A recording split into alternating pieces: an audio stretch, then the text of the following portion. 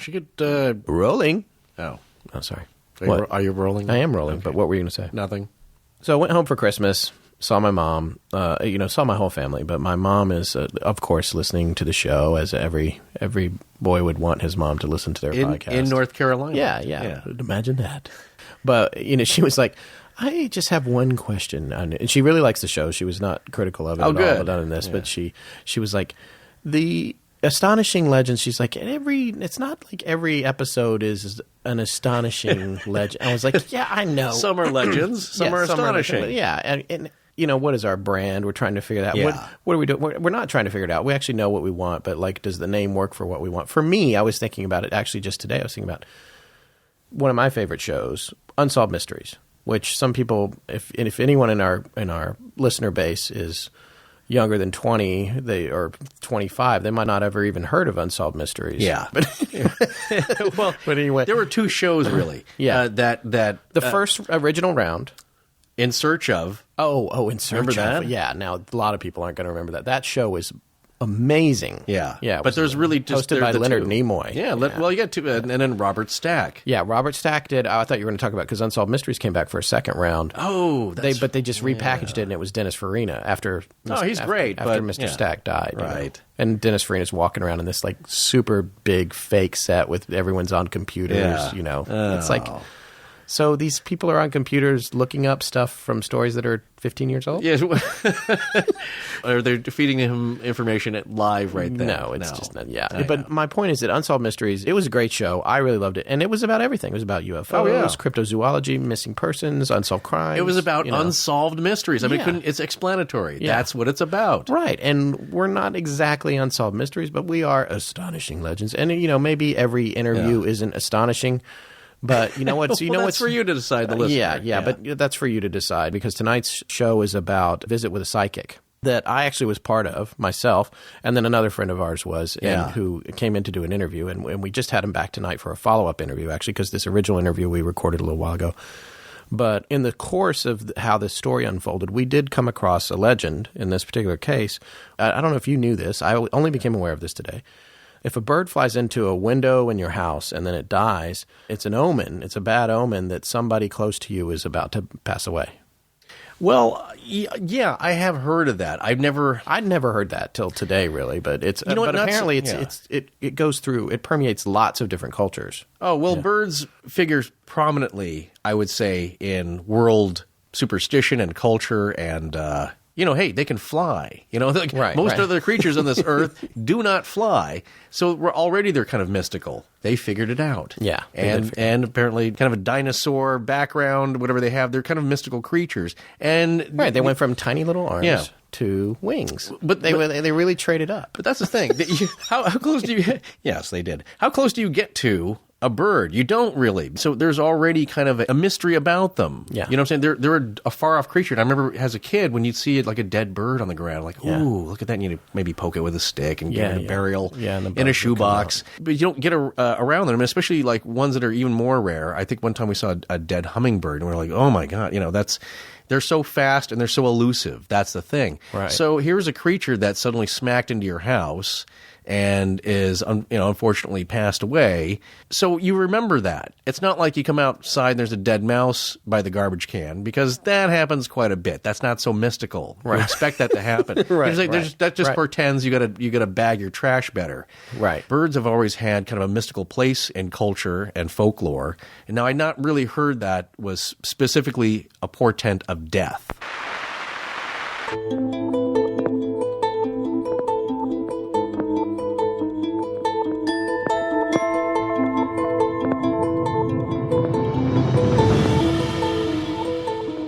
Welcome back to Astonishing Legends. I'm Scott Philbrook, and this is Forrest Burgess. The dove is the one bird that the devil cannot change into. Doves are immune to the devil's curses. Anonymous. Join us tonight as we take a look back at a stunning encounter that a friend and I had with a psychic.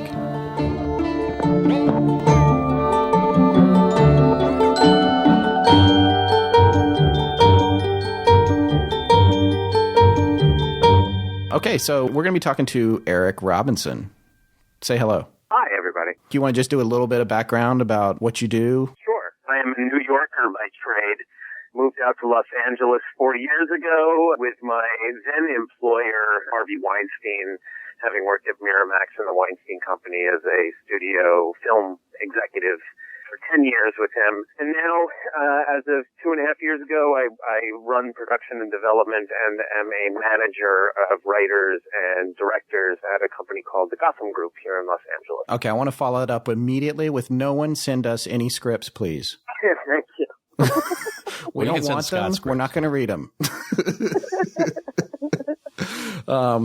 Direct them all to Forrest. Yeah, direct them all to Forrest. So anyway, we were talking about Astonishing Legends, and I was talking to Eric about the show, and he had expressed interest in it. And like a lot of people, he had said that he had had sort of something unusual happen to him with regard to his mother, who has passed. And I thought it was a pretty good story, and he was interested in sharing it. So that's why we got him on the line right now. Yeah. And the story that I had originally told Scott was something that actually took place years ago around the time that my mother did pass away. And it has since expanded upon itself exponentially in a very interesting way, which actually Scott shared in the experience of. Yeah, it definitely does take a turn that involves me and John Cryer, no less. Exactly. Literally 2.5 men were involved. So I will dive in. Okay, so to get to the origin of it all, I was and basically remain a steadfast Jewish mama's boy, and was very, very close with my mother. In 2004, I was 27, and my mother had a brain aneurysm suddenly. She was a healthy woman of 61. She was a young woman. Had a brain aneurysm, fell into a coma for 5 days, and ultimately died. She died on October 24th. Incidentally, October 20th would have been her 41st anniversary to my father in 2004. So fell into the coma the day before their anniversary. So the day before she died, so I guess it was October 23rd, I was living in Manhattan at the time with my wife, and I was out in Long Island at my old house, my parents' house, and I was standing in my old bedroom, which had a large picture window on the first floor facing out towards the front yard, when a bird flew into the plate glass window and died. Relatively soon thereafter, another bird flew to the front door and died.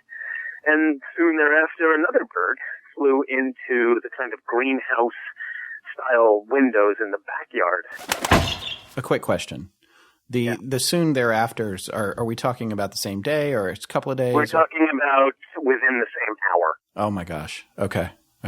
Yeah, I should clarify that in the 20 years that I lived in this house, that had never happened before, any bird at any point flying into this house.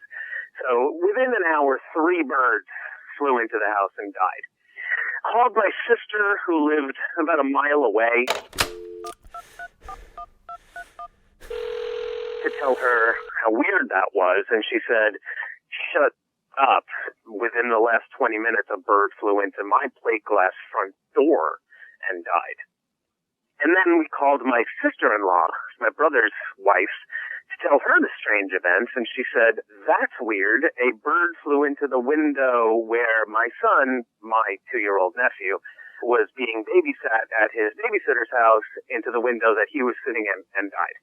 So in one day, within at least a couple of hours, 5 birds in 3 separate locations of relatives died. And then flew into windows, flew into houses, and died. And then the following day, my mother passed away. So, of course, we would assign some sort of meaning to that event. Now, 2 weeks later, the funeral came and went. It was a standing room only event. People from all over the town came. My mother was a really beloved woman. 2 weeks later, my sister gets a telephone call from my mother's manicurist, a woman named Mary. Now, being a good Jewish Long Island mother, the manicurist is like the psychiatrist or the bartender in their lives. They're there 4 days a week. They unload all of their secrets and innermost feelings to these women. So she became a friend of my mother, and she called my sister, who also went to her, and said, "Hi, I'm sorry I didn't see you at the funeral." She was not a woman who ever called my sister before in her life. So my sister was a little surprised to hear from her. But she said, "I'm calling to say, I'm sorry that I didn't see you at the funeral. It was so crowded. But, I know this is going to sound strange, but my husband thought that I should call you because I had a dream last night or 2 nights ago, I don't remember, that was somewhat strange. And I told my husband about it, and he thought I should call you. You might know what it means in a strange way." So Mr. said, "Okay, what is it?" She said, "Well, I had a dream about your mother, and she looked great. Her nails were done. Ha, ha, ha. But in the dream, she said to me, 'Please call my children and tell them not to forget about the birds.'" And at that, my sister, the hair on the back of her neck is standing up. She dropped the phone, but, Mary's like, "Do you know what that means?" And my sister proceeded to tell her the story, and they were both very freaked out. That has been a story that I've told, a handful of times, numerous, times to close friends and people that I trust as a kind of a strange event, something that could build a bit of spirituality in somebody that didn't necessarily have that core belief before. The thing that's interesting about it is the carnage involved in the message. Like, these birds are dying, it's like. Well, it's funny. I said, wherever my mom is, she's obviously very powerful because she's throwing birds at people. And the funny thing is that she had terrible eyesight. She had astigmatism in both eyes. She was like, she should have been legally blind. She shouldn't be driving at night. Right. So it's very possible that she meant to just be sending these birds lightly down and didn't know the windows were there. She was throwing them into the windows. Well, yeah, maybe if she was possessing them and flying them like a predator drone, right? And she doesn't. Exactly, it's like Mr. Magoo walking across the street. So now to the recent story. We had what is called a social for our kids' school. My son Hugh, my 2.5-year-old son, and Scott's son Rowan go to the same preschool. And being a Los Angeles school, this event that was just for parents and teachers and administrators was being held at John Cryer's house, the actor, because his daughter goes to the same school and is in the same class. So the party's at their house.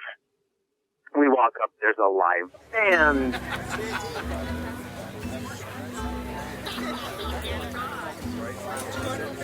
It was a pop-up dinner.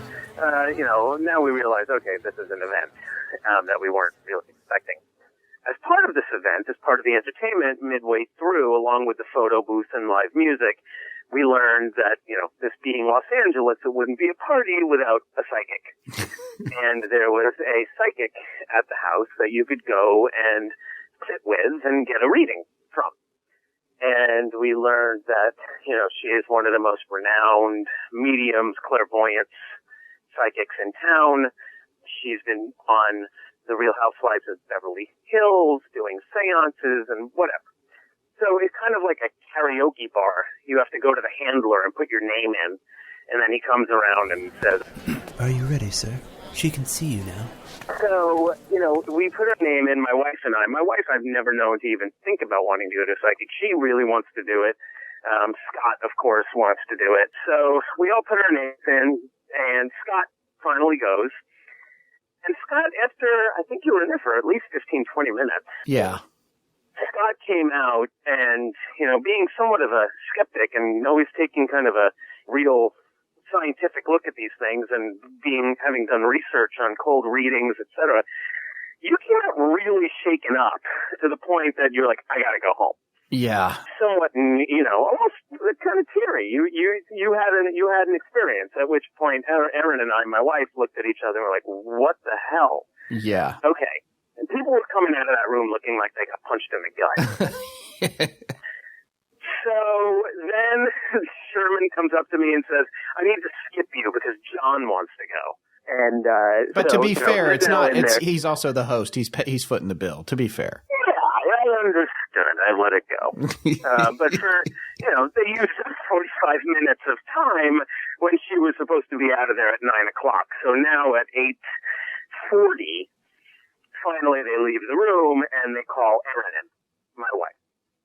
Erin goes in. Now, mind you, I had this very, in retrospect, I felt very rooted to the scene. Like, I really felt like I could not leave the house until I saw this psychic. This is something I'd never felt or needed to do before, never even thought about, but I was not leaving this house until I got to see this psychic. And time was running down. She had to leave at 9 o'clock. So finally, Erin's in there for maybe 5 or 6 minutes. She comes out, and then they call me in. So I go in. Wait, did you get any information from Erin when she came out about her experience? No. Okay. No.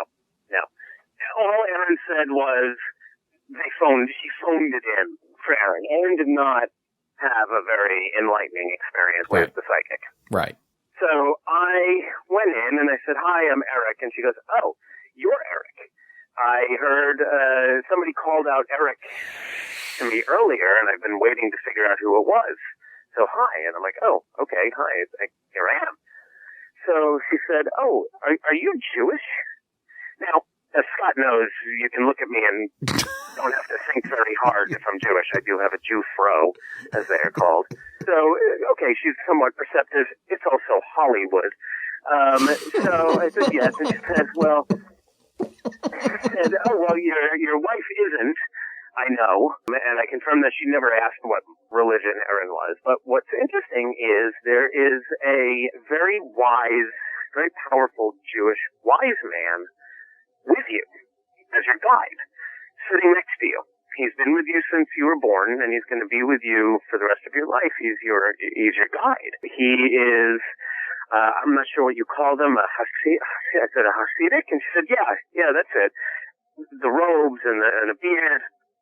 And he is, I believe, an ancient relative of yours, a very distant relative of yours. Do you know who I'm talking about? And actually I did. My dad had told me when I was younger I had to do a family tree for Hebrew school.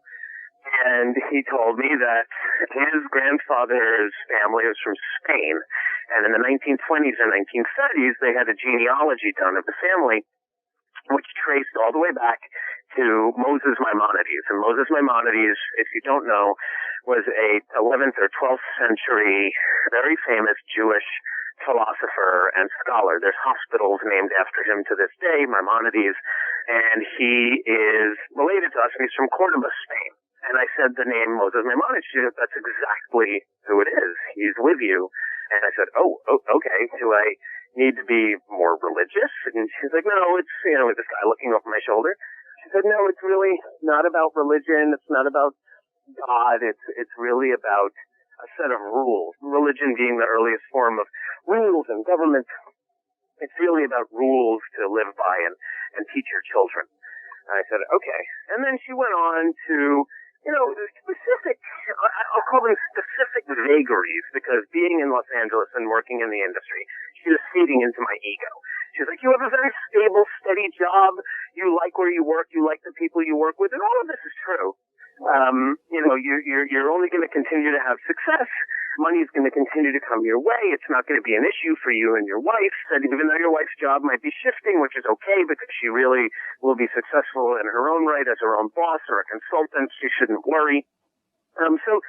Everything she's saying is like, okay, she could say this to anybody. And she said, "You have 2 children, I know, and they're beautiful. One's a 3-year-old and one's a baby." Now, also at a party for toddlers' parents, so that's right. She knows that everyone who's present has children.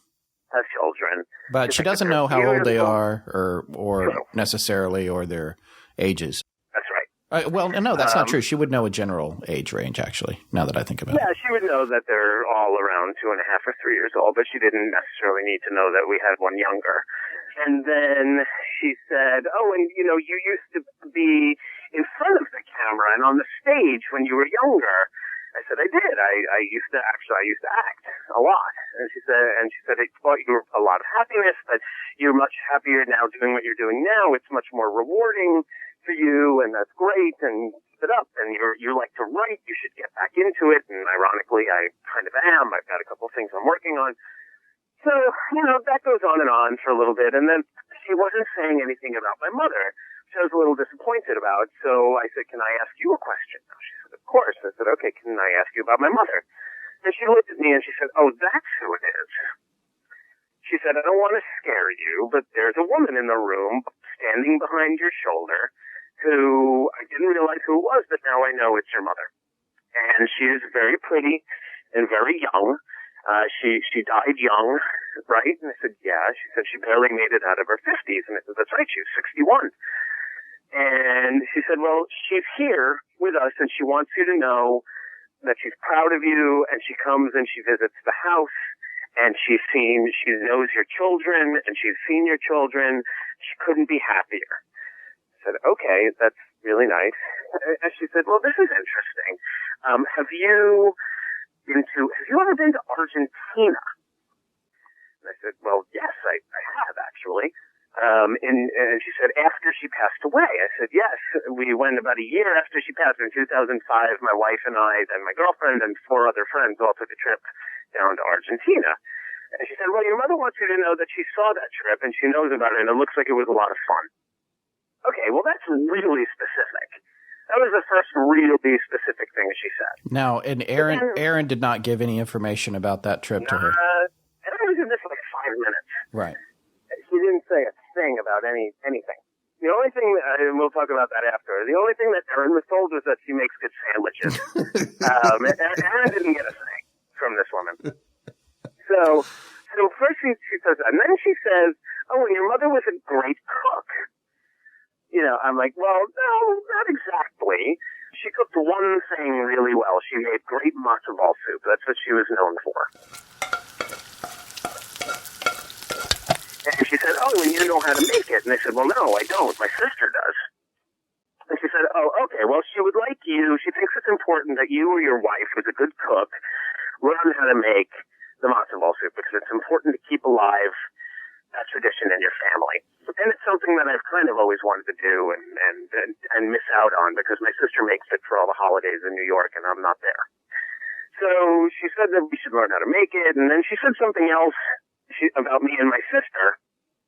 And she said, oh, wait, sorry, your mother's correcting me. She had 3 children. You have an older brother, too. I said, that's right, I do. She went on a little bit, and she mentioned a couple of names that I don't really know who she was talking about. She mentioned a Samuel. She mentioned a Sally as being somebody that she might be over in the other realm with. And then she mentioned an Annabelle and a Lily, and who may be sisters. And these are people that I may come across. Don't search them out, though, when I meet them, I'll know. And I'm like, okay. None of that meant anything to me. And then she said, did your mother have cancer? I said, no, she didn't. She said something with the brain. I said, well, she had a brain aneurysm and went into a coma. She's like, okay, that's it. She wants you to know there was nothing more that you or your family could have done, and that you should continue to live your lives and be happy knowing that there really was nothing that you could have done. And it's always been something that we've felt that we could have done more, you know. And actually, as recently as last week, somebody said to me, if it was today, they probably could have saved her. It's like, well, go fuck yourself. What am I supposed to do with that information? Yeah. So, it's always been something that we've kind of felt like. But here she is kind of closing that loop, saying there's nothing you could have done, which was nice to kind of hear. But then I said, okay, now I'm going to test her. And I said, can you tell me, or can you ask her, rather, if there's an animal of any sort that we've ascribed a sense of import to for her? And she said, well, it's not the dog. I said, no. And she said, I'm like, but I do have a dog. She goes, no, I know you do. Your dog sees your mom when she comes to the house, which I kind of believe. She said, oh, it's the birds. And when she said that, I was like, did that really just come out of her mouth? Right. And I said, oh my God. And she said, well, your mother said, yes, the birds, it is her. You were right. She knows all about the birds. She actually sends you a lot of hummingbirds because they're kind of the easiest. And we get a ton of hummingbirds at our house, and we got a ton of hummingbirds at the house we used to live at when we moved out here. And she said, but she's also sent you a hawk and a falcon. Now, last week, in the middle of the week, my son and Hugh and I were playing in front of our house on the sidewalk, and a hawk was in the tree above us. A hawk. I don't know how often you actually see hawks in the LA suburbs hanging out in trees. It's not very often. Right. And then the weekend before, like 3 days earlier, I had taken Hugh, my son, and the dog for a hike in Runyon Canyon and heard and saw a falcon, which I picked Hugh up to point out and show him. Wait, hold on. Come here. Look. Did you see it? And then she's like, oh, and you're also going to see a Californian eagle. And she said, just so you know, I don't even really know what a falcon is. I don't think I've ever said the word falcon, so it's not something I would just pick out of thin air. Okay. So all of that really kind of knocked me for a loop. And then it was time to kind of go, and I go to get up. I said, thank you so much. This really was unbelievable. But she said, wait, I can't let you leave. Your mother doesn't want you to leave the room until she lets you know that she's with Judy and everything is okay. They're fine. They've made it to heaven, which is really just another plane of reality, but they're together and they're both here in the room. But she's with Judy and she wanted you to know that. Now, Judy is my mother's mother, my grandmother, who died 3 months before my mother and was the only grandparent I ever knew. I literally almost had a heart attack.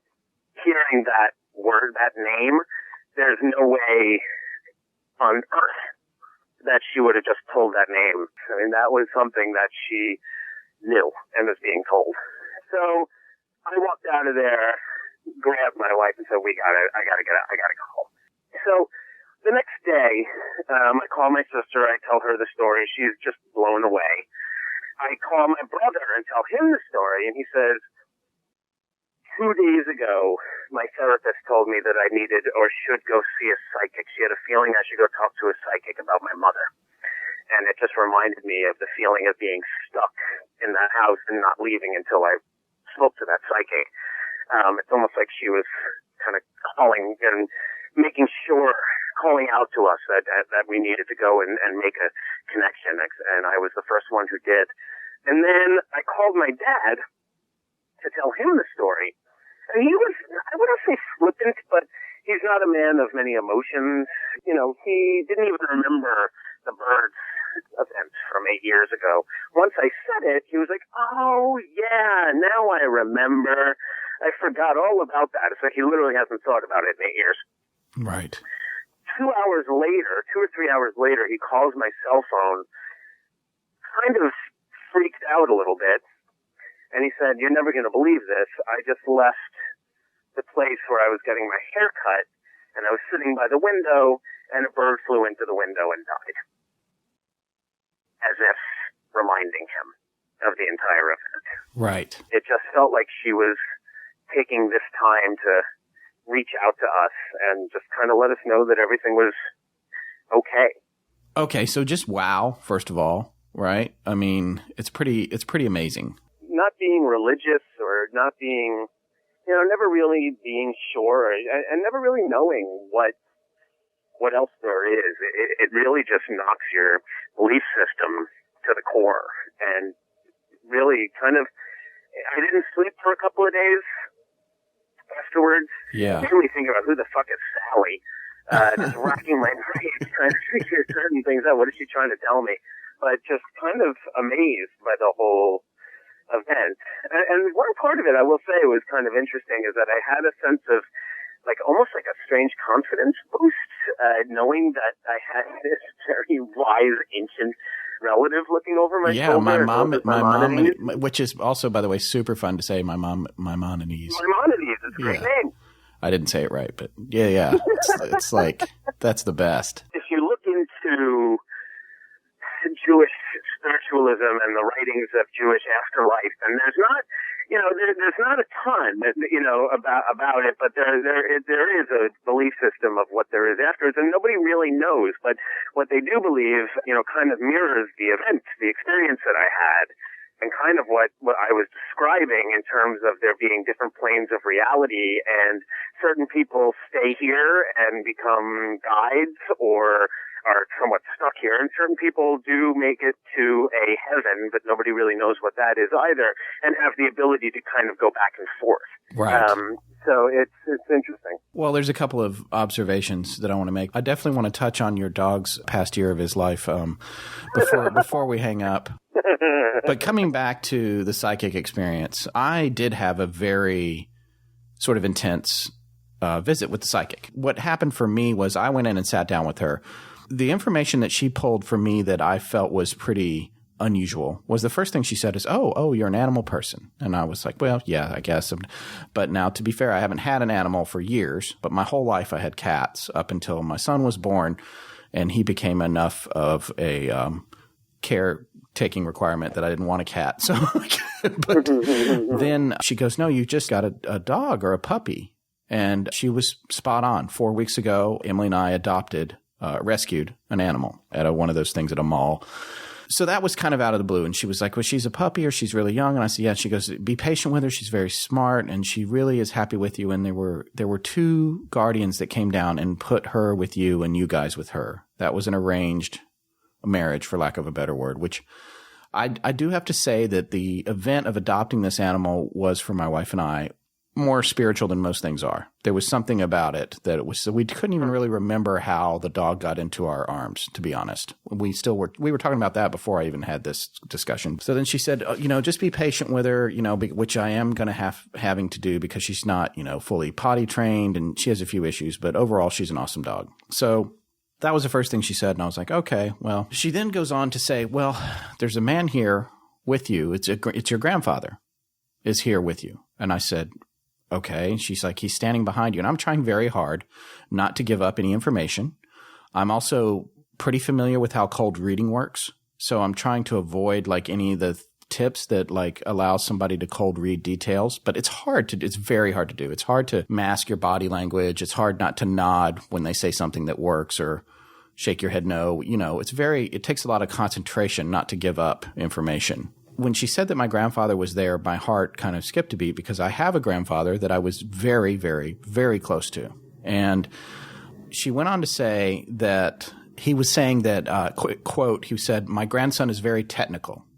She goes, now, are you in the business? Or, of course, again, like Eric said, we are in Hollywood and we're at John Cryer's house. Everybody's in the business. And I mean, I'm not actually in the entertainment business, but I am an editor. I edited television commercials. So, I'm in that adjunct of the business. And she goes, yeah, he's saying you're very technical. And I said, well, I'm working on a podcast. And that day I had actually been to Guitar Center and bought some cables. And, I got to thinking about how in particular that day was kind of a more technical day for me than they usually are. She says, he's here and he is frequently visiting you, the same sort of thing she said to you. He is glad that you're doing well, et cetera, et cetera. And then she goes on to a much more poignant set of details about my family. And it started with me saying, okay, I need to know which grandfather this is. I have to confirm this because I have 2 grandfathers who are dead, and one of whom died when I was really young and I don't actually remember much about.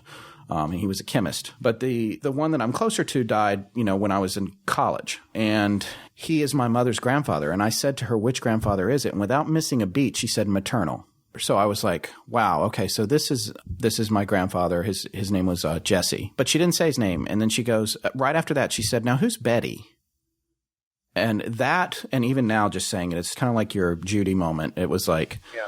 Betty is his wife, who is still living. And she is just north of 85, I think. She is a very forceful, outgoing, gregarious, and funny woman.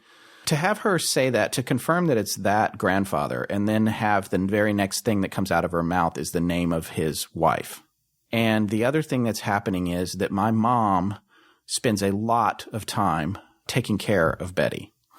And the next thing that she said was, he's worried about your mother because she's spending a lot of time, she actually asked me, she said, is Betty in a home? I was like, no, but my mom checks on her daily, calls her daily, visits her daily pretty much. And she goes, yeah, he's a little worried about your mom. And he wants you to know that he is spending as much time with her as possible, trying to help.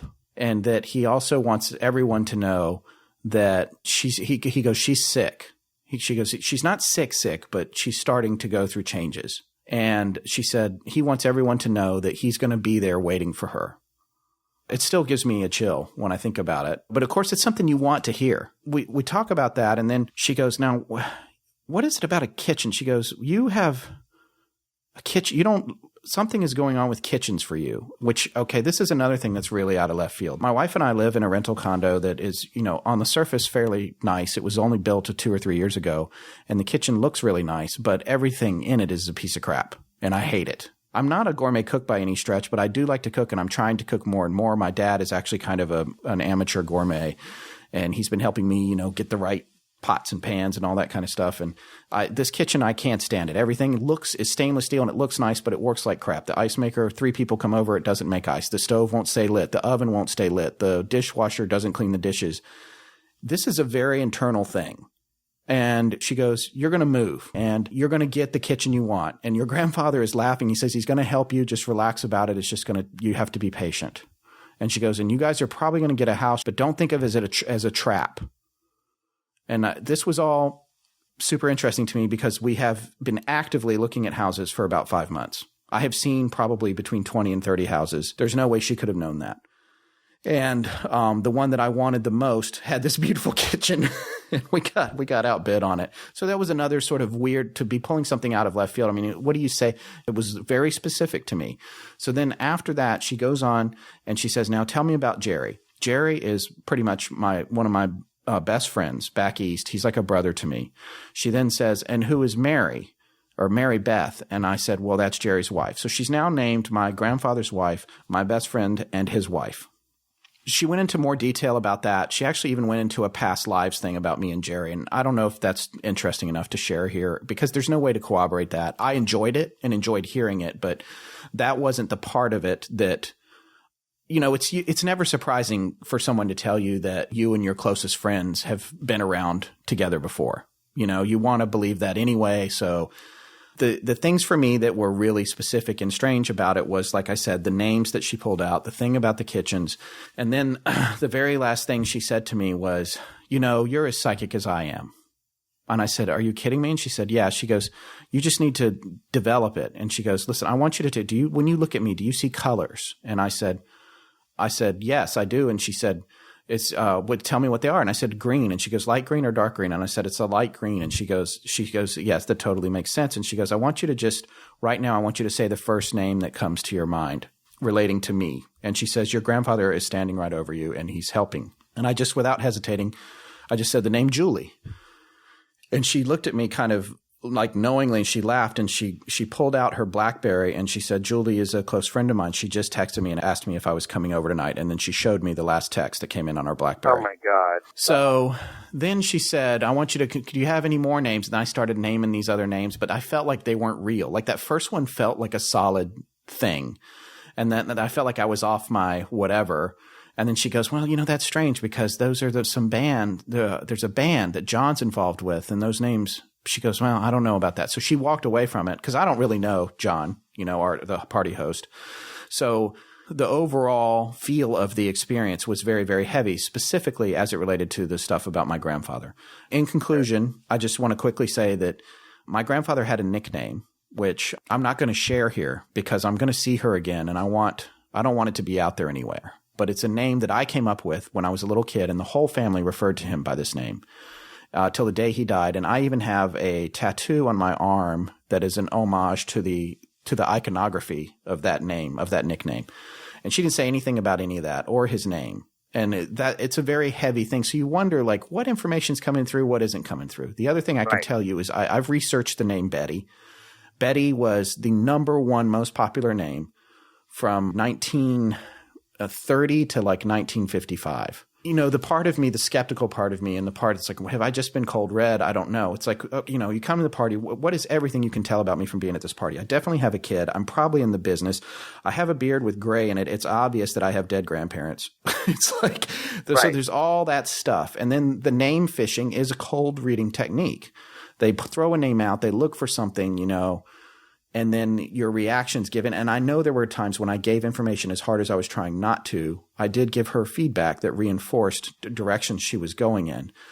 But Conversely, I did not get a sense that she was a con artist at all. And I will I will also say that, well, maybe I was mistaken or I read too much into it. I don't know. I'm looking at the name Judy right now.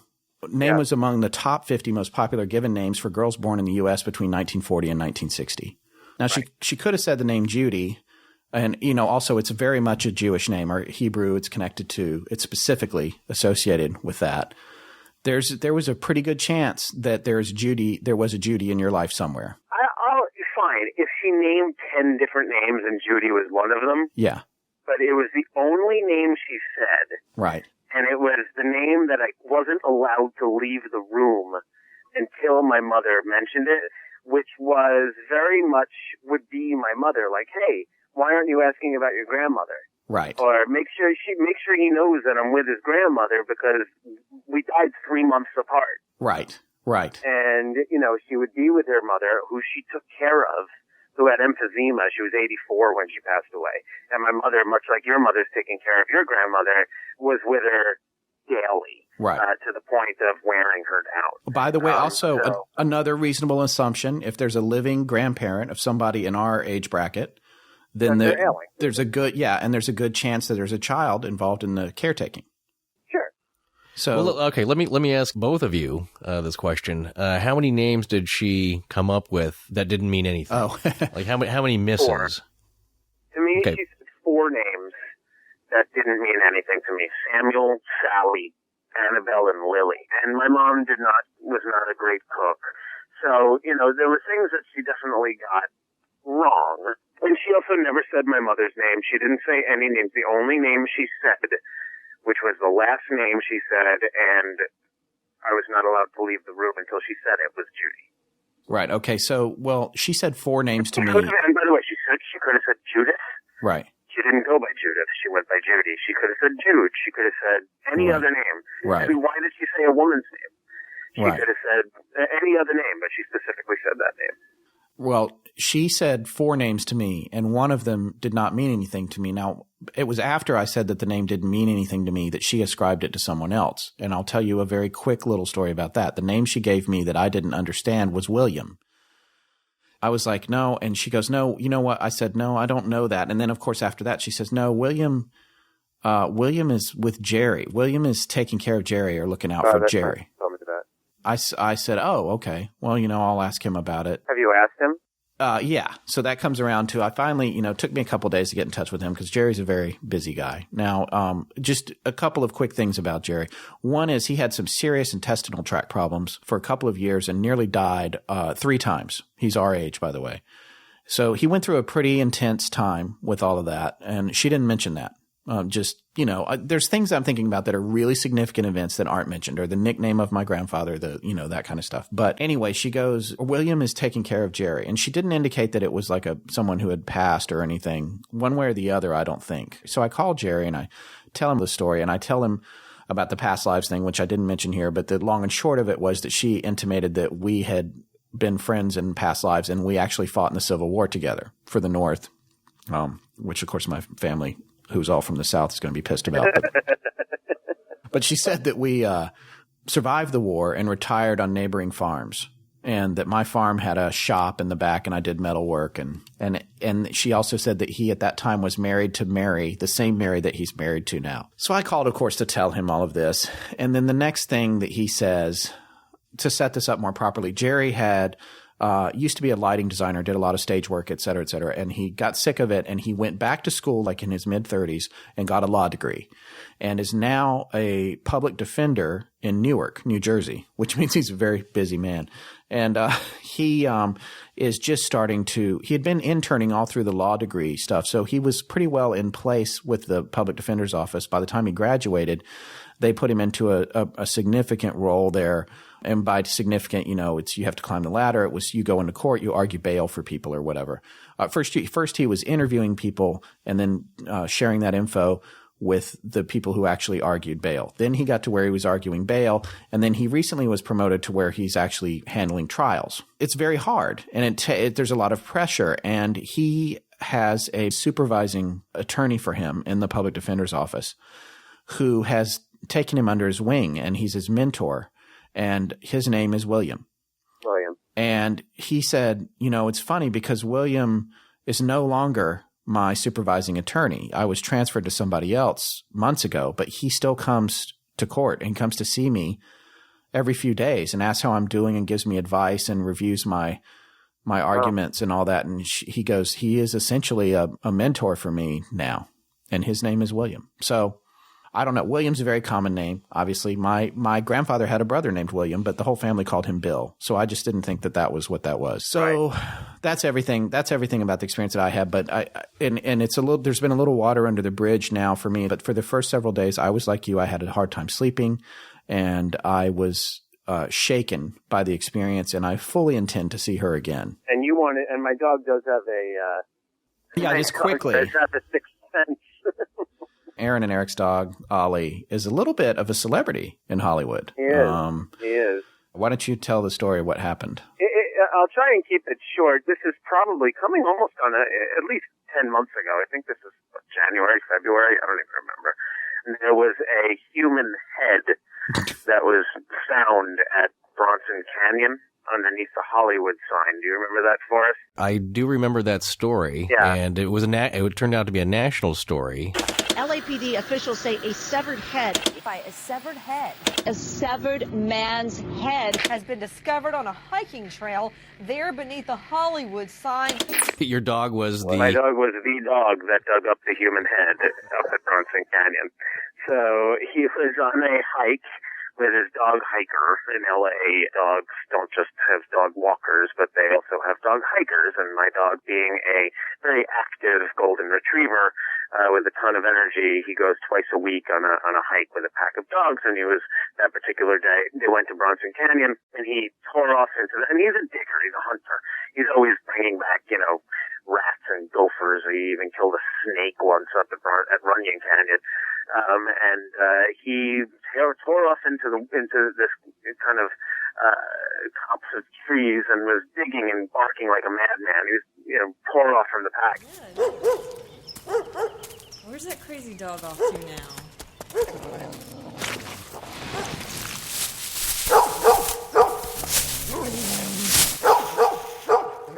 He quote unquote excavated the site. He dug like a foot or two down. It wasn't just sitting there by a tree. He actually dug it up and brought into the middle of the trail a shopping bag, proceeded to tear it apart, and then was holding in his mouth what my poor dog walker and her 70-year-old mother believed to be either a soccer ball or some sort of a prop, because they shoot a lot up there. Batman, the old Adam West Batman series shot up there. It rolled down a hill. Her mother was like, I don't think that was a soccer ball. Took a stick, went down, and sure enough, poked it, and as it rolled over, she saw eyeballs and a nose. It was a very fresh kill. What is that? Oh my God! It wasn't something that had been there for a long time. It had apparently been there for less than 2 days. And if Ollie hadn't found it, the coyotes would have gotten it, and they never would have opened up this missing persons case into a murder. They got the police came, the rangers came, cadaver dogs ended up unburying hands and feet. They tracked it back to a man who was actually a gay Mexican flight attendant, a 66-year-old man from Hollywood that had gone missing. And they still haven't tracked down who did it. But Ollie was an in-studio guest on CNN. He was on Jane Velez-Mitchell's show on HLN. I mean, literally, the freaking dog was a guest inside the studio.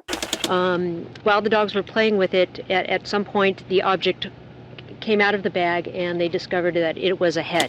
My wife and Scott's wife worked together on a show. On that show is Maya Rudolph and Will Arnett. And Will had gone on a show and talked about it, and suddenly now he's all over the nightly. That was on Jimmy Kimmel. He talked about it on Jimmy Kimmel, and then Maya Rudolph went on Conan O'Brien and actually showed a picture of Ollie. He is nominated for an ASPCA award. He wasn't given one yet. They nominated him. For finding this body? They nominated him, meaning he's got to wait to see if somebody else came up with something better than finding a head. Listen, Eric, you've been great. Thanks again for your time. And, if you hear if anything else comes up, feel free to give us a heads up. Yeah, you got it, man. Thank you, gentlemen. All righty. All right. Thank you very much. So that interview was done a little while back, and since then there have been a few developments in the stories of both the psychic and Ollie, the crime-fighting dog. Eric, thanks for coming back for this little follow-up. To be here. It was a little bit of a while ago when we recorded the interview, so it was. I thought it was a good idea to do a little recap. A lot has happened since then. A little earlier today, I sent you some links, which I don't even think you had time to look at because you were at work, but were you aware that there was folklore surrounding birds and omens, and specifically, from what I found in just some cursory research today, people believe that birds hitting windows and dying signify an impending death. I saw that in the articles that you sent, but I had, up until that point, had never You heard didn't know about that. It was actually one of the first deaths in my family ever, and one of the first times I ever actually experienced death. So I had no previous real involvement or knowledge that would have been okay, something. so it's safe to say that you weren't influenced by that concept as, my family has a long history of birds. Yeah. No, not at all. At the time, it wasn't something that we were ascribing any sense of folklore or tradition to, because it was just happening, and it happened so quickly that we didn't think about it really until Mary, the manicurist, called my sister. I love Mary the manicurist. You know, when she made that phone call, and then we started to think about, during the burial at the cemetery, there were 100 crows sitting on the power lines over where we were standing, and it just was not anything that we thought of in the moment. Wait, did that happen? That did happen. Oh, you're not just that there were 100 crows. There was quite literally 100 crows sitting on the power lines above, like the 8 of us standing around the grave above us at the cemetery. And so we at the time didn't think anything of the birds really, except like how weird that happened to us, until Mary the manicurist called. Okay. Were they squawking? Were they? No, they were just quiet. Sitting there. Wow. Okay. They were quiet. And it was on a busy road. So they were being respectful. They were. They bowed their heads. Yeah. And it was a busy road. The cemetery is right near Belmont Racetrack. It was a busy road, and they were just sitting there. Now, that's happened where I've come out of my apartment, and there were about 100 crows sitting on the power lines, but they were all raising a racket. A murder of crows? It was a murder of crows. And then I've had a murder of those. I actually put it on. I tweeted it on our Twitter of those. The errant tropical birds. Oh, yes, that's the green parrots. Crazy noise. Yeah. Well, they're very laughing noisy. at you. Yeah. If you look through our Twitter feed, you'll see that. But that's my point, is that's very noticeable. That got me out of my apartment. Like, what is that racket? And you go outside, and then it's an eerie sight when there's like 100, 200 crows all gathered together. Not making a sound. That's even weirder. Very creepy. Yeah. Do you feel, because you've told this story a lot of times, and it's been since your mother passed, how many years has it been now? It was 2004, so 10 years. Yeah. Sure. Okay, so do you feel like in telling this story and thinking back on it that it's possible that you're misremembering the events to confirm what happened, like in terms of the birds all happening within an hour and all the details that make it so uncanny, or you just know for a fact that that is what happened? I remember that from the first moment we talked about it. I know for a fact, because it wasn't just me confirming it. I have my sister, I have my sister-in-law. That's a good point. And I started telling the story almost within a week or two that it happened. And it's not like the type of thing that I've told dozens of times to, this is probably the most I've talked about it in years at this point. And so when I talk to my sister, it's, and birds have at this point become kind of a motif in my life, little bird statuettes. And so it's been something very important to me that reminds me about my mom. Okay, so what I was going to say is, a lot of times in these stories, you hear stories, and Forrest, we've talked about this on the show in the past, and sometimes I have a tendency, not sometimes, all the time, I have a tendency to try try to be skeptical. You're looking for the logical explanation. Right. I just want to make sure you've explored all these things. So, I did just a little, again, cursory research. I'm always want to say cursory because I'm not a researcher. I just have a bachelor's degree in film. In cursory research. In cursory research. Yeah. But I found some information on a Cornell website, actually, which is the closest I've ever been to Cornell, and about birds. And, why do birds fly into windows and that sort of thing? And they're, of course, speculating because nobody's ever had the chance to talk to a bird about it. Especially after except maybe your mom. Yeah. but like they think, it's the reflection. They see the skies. They see tree branches, whatever. And in some cases, they may also know that they would be going into a building, but they're trying to fly in to find shelter, which is probably the saddest reason for a bird to smack into a window.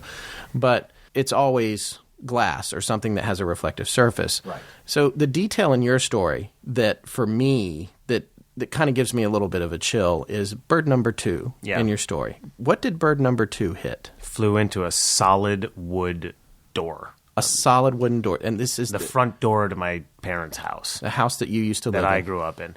The first bird was a very big, clear picture window, but the second bird absolutely was a thick wooden door. What color was it? Wood color.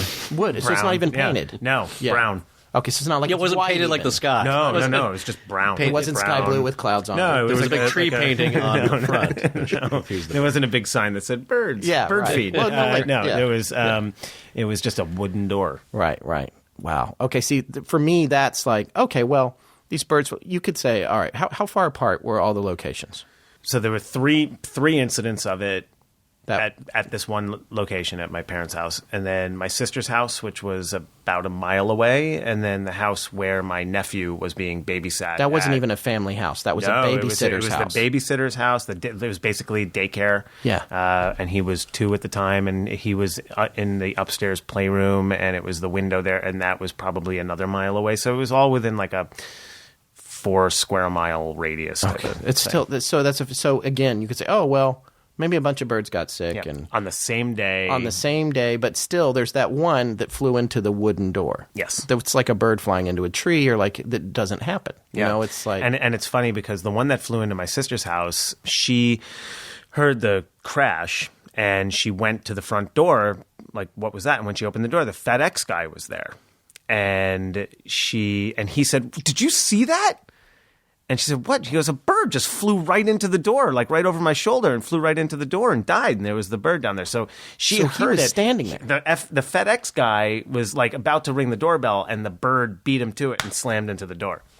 Wow. Okay. So now we got 2 cases then that sort of, again, we got the one that flies into the wooden door. Yeah. And then we have another one that flies right up to a human being. Basically. Right past him and slammed into the plate glass door that was in front of a white wooden door. So it was like, two doors, the glass door, wooden door. Sure. Yeah. Right. Wow. Okay. I think that's really, really fascinating. Well, it's another confirmation of another human being seeing it. Yes. And, but we could say that, whose contact information, unfortunately, we do not have. Right. Unless you order something through FedEx. They'll show up.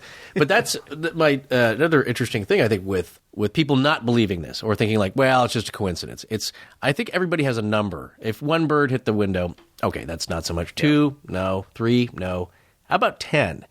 20. How many birds does it take? Yeah, before you start realizing like there's something going on here. Yeah. I mean, I don't know what it is.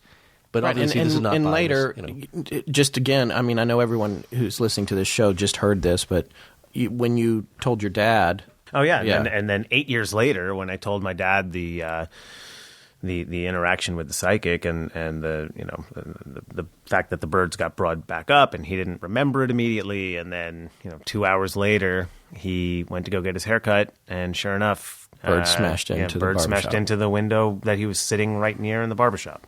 I think what we can learn from all this is that birds are expendable as Post-its. Just you want to say, just throw a few birds. No, these poor birds. Yeah, it's sort of like there's a bunch of them. More where they came from. When we first experienced it, I was very much drinking the Kool-Aid on it, and just like now, having listened back to it as we were reconvening for this follow-up and sort of planning to get this edited and on the air, I was like, how do I feel about some of these details? And it becomes more and more about, Well, there's sections of it that I really can't ascribe to guesswork, and but then there's the other parts that seem to defy that. The names we have to talk about because you have some good follow up on the names now.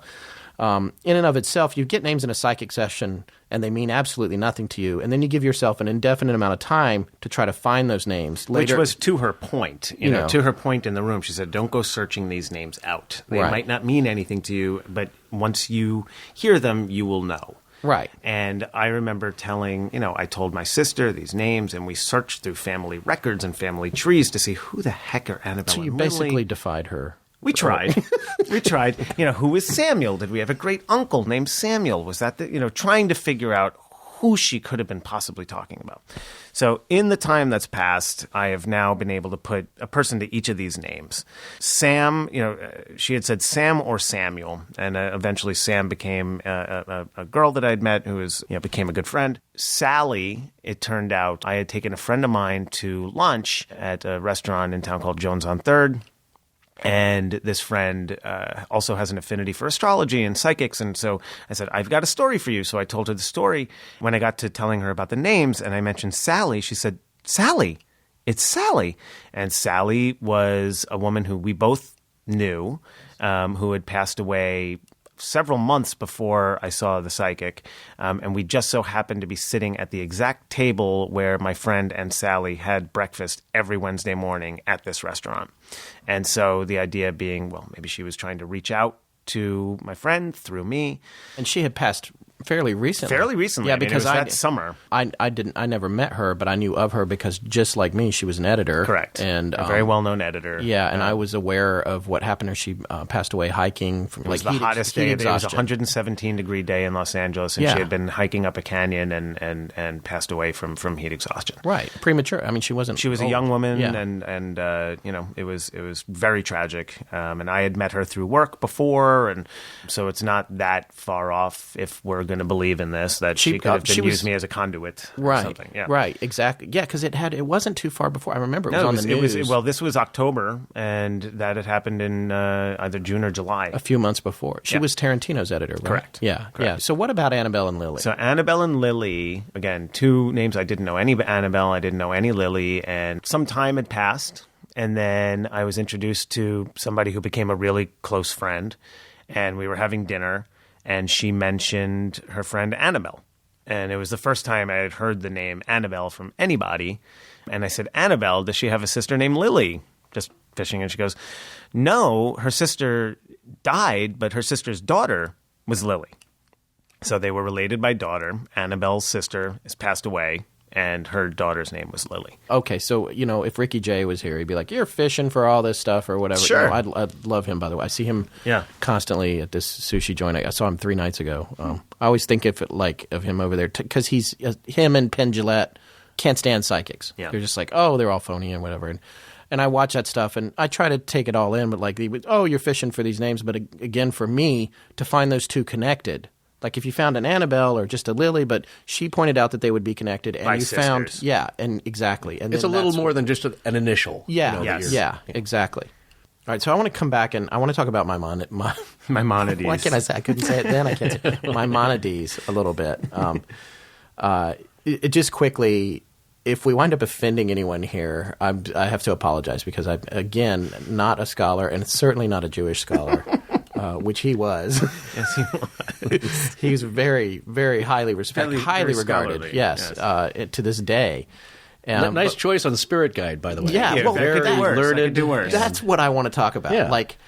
There's a couple of things I want to say, but one thing is, as a psychic, if you're gonna pull somebody out and say, this person is with you, if you pick somebody that died in the year 12 something, which he did, Maimonides. He lived from 1138 to 1204, right?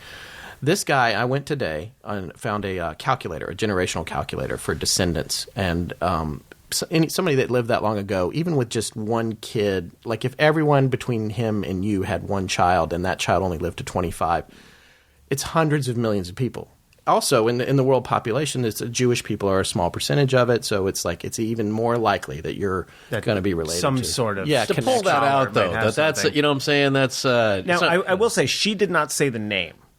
I said the name. Right, that's a good point. I said the name. That's good. She said a wise. All she said, there is a wise, scholarly, Jewish religious man. Right. That is your spirit guide, who he says is an ancient relative of yours.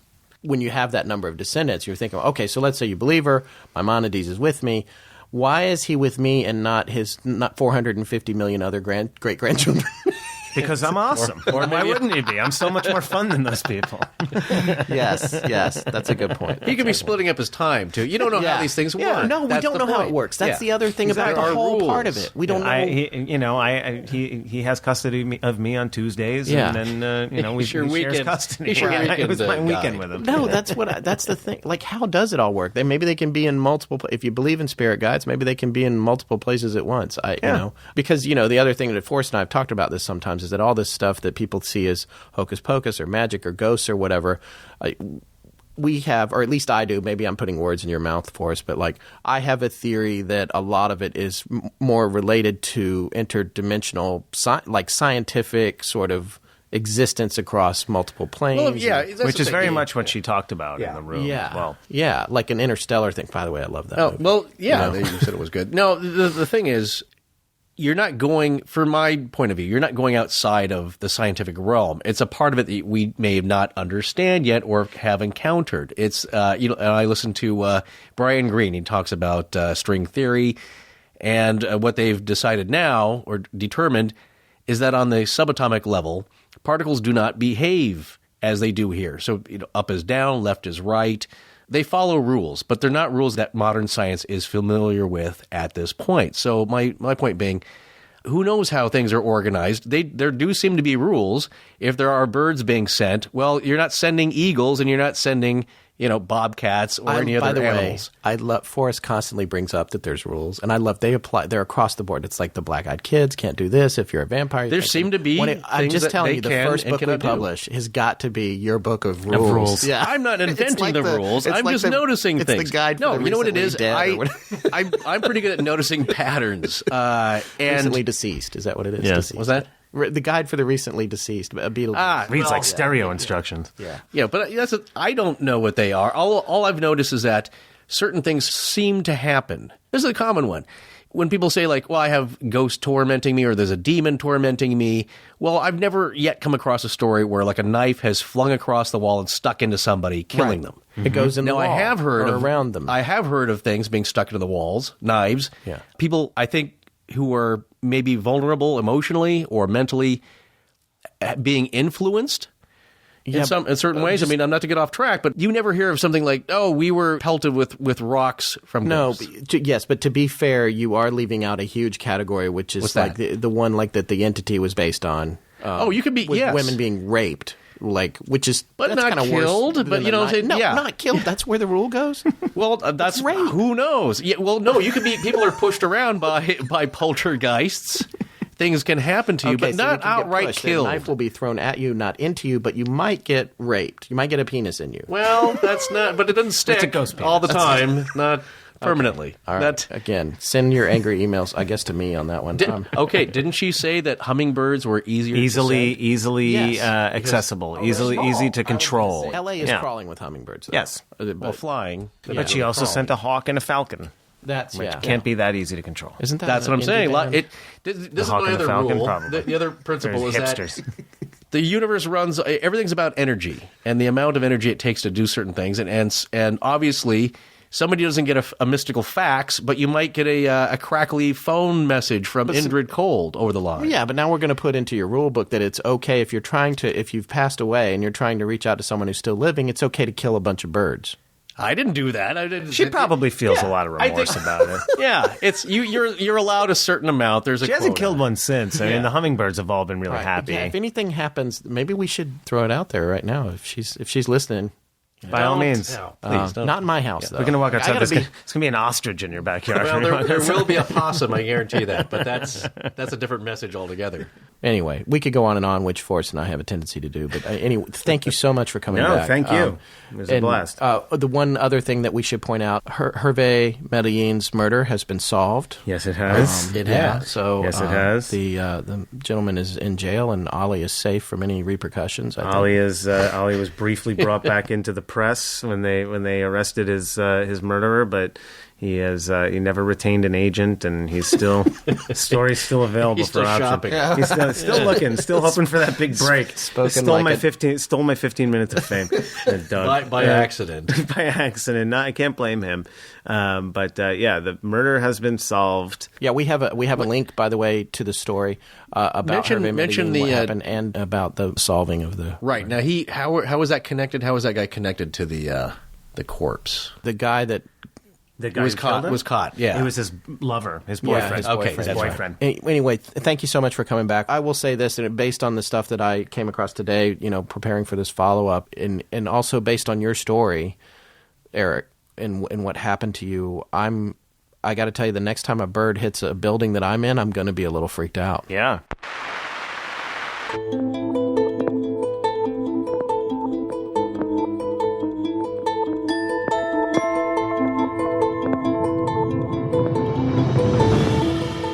That's it for this episode. We want to thank Eric Robinson for sharing his story with us. We'll be back in 2 weeks. Our theme was composed by Judson Crane, and our sound design done by Ryan McCullough. Special thanks to Jim Creative Design for our logo. Most importantly, we want to thank our listeners.